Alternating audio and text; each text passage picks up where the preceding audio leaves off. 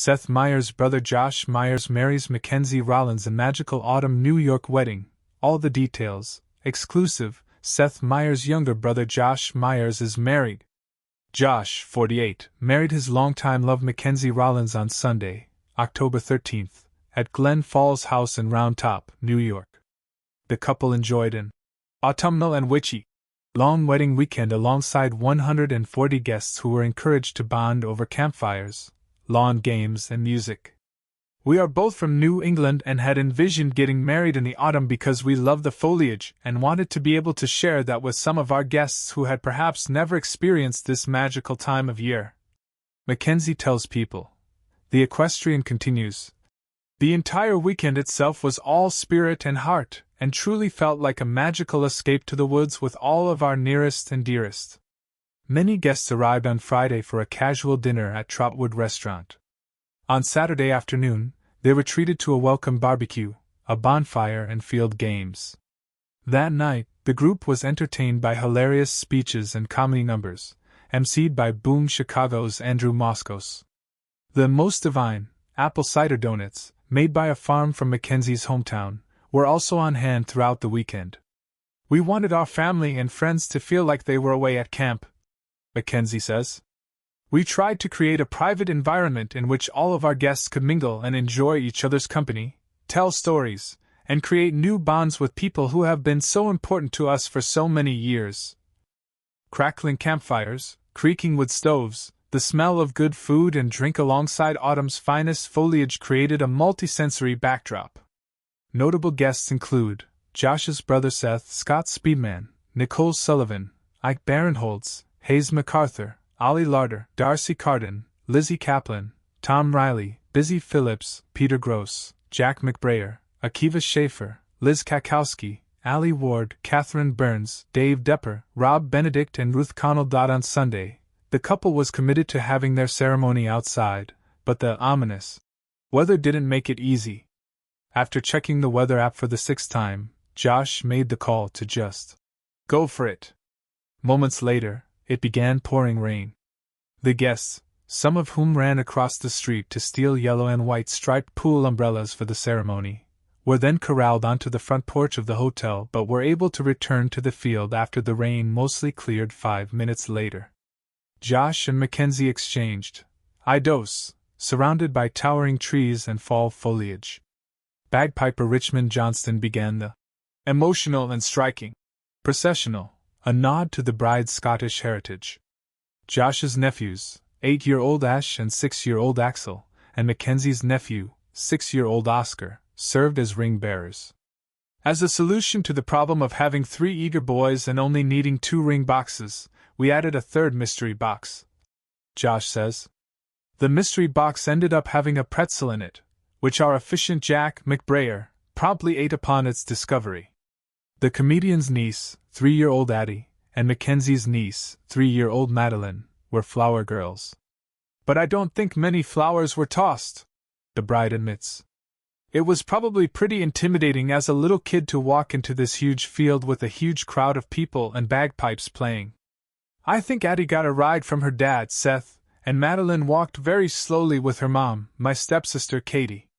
The groom, who wore a 3-piece navy blue striped herringbone suit from RL with a Paul Smith tie and Paul Smith black boots, couldn't hold back his tears when he saw his bride for the first time walking down the aisle. Now I'm a crier. And there was a lot of crying this weekend. But I do wish I could have held it together a bit more on her approach, Josh tells People. Because I definitely don't have a cool cry face. And as a result, I'm a mess in all of those pictures.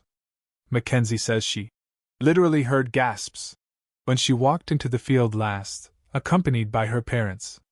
She had searched high and low for the perfect wedding dress, eventually finding it at the Kit Vintage, which is owned by Robin Goldberg.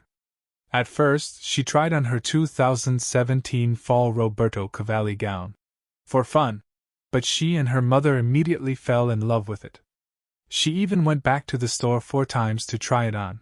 She also wore her grandmother's antique wedding band, which was resized by Goldberg's husband, Larry Plotista, who owns Platt Boutique Jewelry. Her hair and makeup was done by Ali Vasta and Melissa Marquesano of Kindred Beauty Company.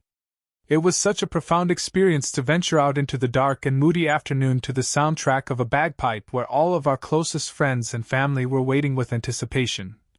Shares McKenzie, whose best friend Julia Austin served as maid of honor. The wedding ceremony arch was especially meaningful to the bride and groom because Mackenzie's father, Scott, added a personal touch. My dad has been doing stained glass design and restoration work for the majority of his life, and I wanted to incorporate one of his windows into the ceremony, she explains. The morning of the ceremony, he carefully hung a window he made in 1987 beneath the wedding arch, and it completely pulled the whole design together. This window has been hanging in the living room of my dad's house my entire life, so it felt like a piece of home was with us all. During the ceremony, McBrayer acknowledged members of the couple's family who are no longer with them, including pets. Because in a way, that guinea pig, horse, those dozen or so rabbits, 15 cats and 19 dogs have all played a part in making us who we are today, Josh jokingly explains. The groom's mother did a brief reading that moved him to tears. She had chosen 2 gorgeous selections which combined for less than 1 minute.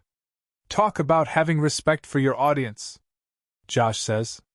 The first was Catherine speaking about Heathcliff from Wuthering Heights. He shall never know how I love him, but that, it's not because he's handsome Nellie but because he's more myself than I am. Whatever our souls are made of, his and mine are the same, he adds. And she concluded with Raymond Carver's short poem, Late Fragment, and did you get what you wanted from this life, even so? I did. And what did you want? To call myself beloved, to feel myself beloved on the earth. The mother-son duo would later dance to Wilson Pickett's Land of 1,000 Dances, which they had previously rehearsed in the basement of their New Hampshire home for about 10 minutes. Mackenzie danced with each of her parents. For the father-daughter dance, she selected Bon Jovi's I'll Be There For You, and for the mother-daughter dance, Talking Heads' Once in a Lifetime. The bride and groom's first dance was to Frankie Valli and the Four Seasons' You're a Song That I Can't Sing. The cocktail hour featured specialty drinks named after the couple's mothers. The Hurry, named after Josh's mom Hilary Meyers, was a take on a gin and tonic, while the Dead Leg, named after Mackenzie's mom Linda, was a mezcal, grapefruit, and soda mix. The cocktails were served in vintage tumblers and highballs from North Country Vintage, which is owned by Joanne